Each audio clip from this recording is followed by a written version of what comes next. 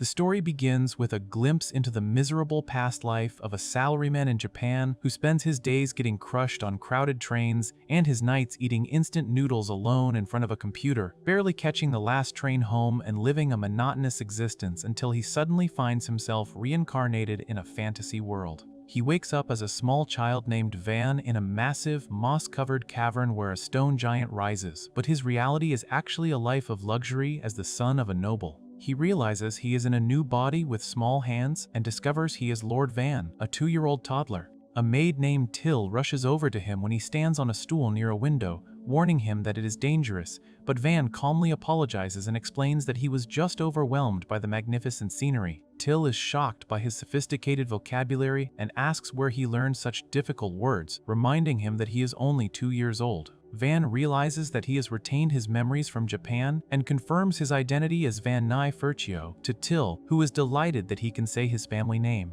He impresses her further by listing his father, Marquis Jalpa, and his older brothers Mercia, Jard, and Sesto. He asks where they are, and the scene shifts to a family dinner where Van is being fed by maids. His father, Jalpa, sits at the head of the table, and his brothers are introduced, all eating while being waited on. Van feels like he is in a hostess club because the maids are pampering him and praising him for eating his vegetables. His father asks Jard and Sesto about their studies, and they reply that they are learning fire magic and battle formations. When Julpa asks Van what he wants to do, Van surprises everyone by saying he wants to study the nation's culture and history because there is a lot he doesn't know. His father laughs heartily, pleased that his youngest son is already so intelligent, and expresses his belief that Van will possess powerful fire magic like himself and Van's late mother, Mira. He says the future of House Furtio is secure, and looks forward to Van's magic appraisal when he turns 8. Van explains that in this world, magical aptitude is crucial for nobles, with fire, water, wind, and earth being the desired elements, while anything else is a disgrace. Van decides to learn as much as he can and is seen in the library asking Till about ports, ships, and different races like elves and dwarves. Till struggles to keep up with his questions, so Van asks about magic tools instead. He learns that magic crystals and ores can store magic and that people can make tools related to their aptitude. Espada, the family's elderly butler with glasses, approaches Van and tests his knowledge, asking him to add 2 and 3 fingers together. When Van correctly answers 5, Espada decides to become his tutor. Van describes the next 2 years as hell, as Espada forces him to study from dawn to dusk, but he learns to read, write, and do math quickly. By the time he turns 4, Van is practicing swordsmanship in the garden. He spars with a maid using a wooden sword and manages to dodge her attacks, but eventually loses his balance and falls. The maid celebrates her victory, but another maid scolds her for being rude to a noble and demands she be punished. Van intervenes, flicking the crying maid on the forehead and declaring the matter settled, which relieves everyone. Van continues to train daily, and by age 5, he can fight on equal terms with older trainees. He spars with a boy using wooden shields and swords, easily defeating him because he has the mind of an adult and the boy's attacks are too simple. The other kids are amazed by his skills and call him a prodigy. After training, Van rests on a bench and drinks water when the Chivalric Order's deputy commander, a muscular man named D, approaches him. D asks to see Van's hands and notes that they are soft and lack calluses, realizing that Van must be training at night or studying too hard. Van admits his studies are tough, and D reveals that Espada was ordered to make Van study 3 times harder than normal. Van is horrified and bangs his head on the table in despair. D, seeing an opportunity, offers to teach Van swordsmanship personally if Van agrees to pursue the path of the sword, promising to make him the nation's greatest swordsman. Van agrees, hoping to balance it with his studies, but asks D to go easy on him. D laughs and agrees. But Van narrates that it was a lie as D launches into a brutal training regimen, shouting instructions from the sky and making Van do hundreds of swings. D even forbids Van from sitting on a chair during breaks, forcing him to rest in a squatting position, which makes Van think D is an idiot rather than a demon. Despite the exhaustion, Van enjoys his new life and finds satisfaction he never had in Japan.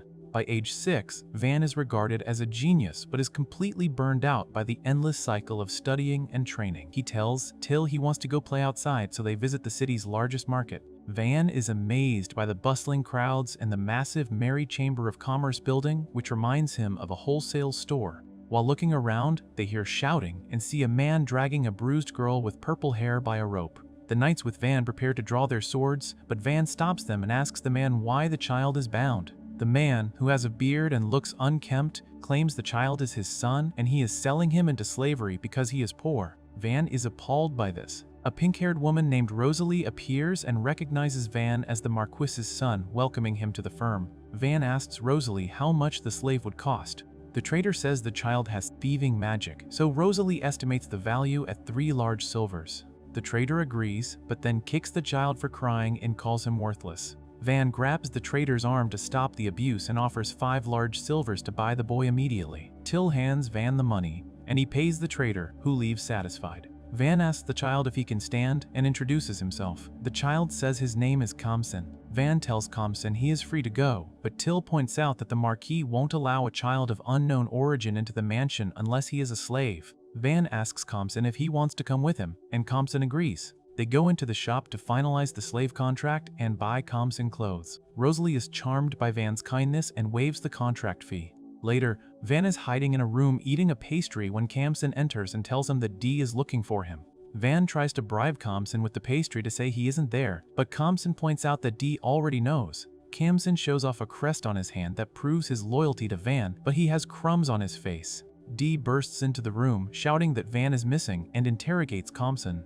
Dee spots the crumbs, which Kamsin denies even as Dee wipes them off. Kamsin tries to stand his ground, claiming he is Van's slave, but Dee is impressed by his guts and physique, so he drags Kamsin away to train him instead of Van. Van watches from behind the door, apologizing silently to Kamsin.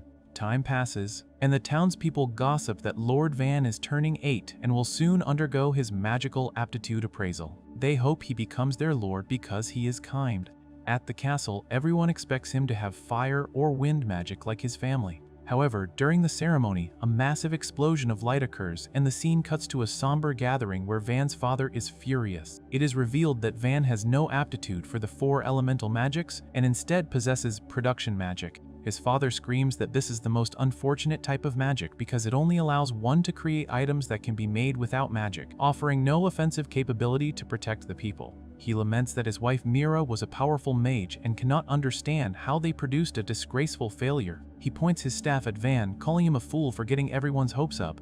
In a fit of rage and shame, the father raises a glowing green sword as if to strike Van, who looks on in terror. The scene shifts to Van's brothers, Mercia and Dalmor, discussing what to do with him. Mercia suggests entrusting a remote, undeveloped village to Van to get him out of the way. The village has only 100 residents, no industry, and is located near mountains filled with monsters and the border of a rival kingdom. It is essentially a dump used for training exercises. The father agrees, telling Van he will become the lord of that village and must leave as soon as he is ready. Van accepts the assignment. Later, Mercia apologizes to Van, explaining that he proposed the exile to save Van's life because their father might have killed him otherwise. Van thanks his brother and vows to do his best. Till is outraged that Van is being sent to such a desolate place, but Van is actually secretly thrilled. He packs his books and sits on a crate, thinking that a rural lordship means he will have plenty of free time to live a lazy, slow life and make the village into his ideal home. He prepares to leave with a carriage and some adventurers hired by Murcia since he isn't allowed to take nights.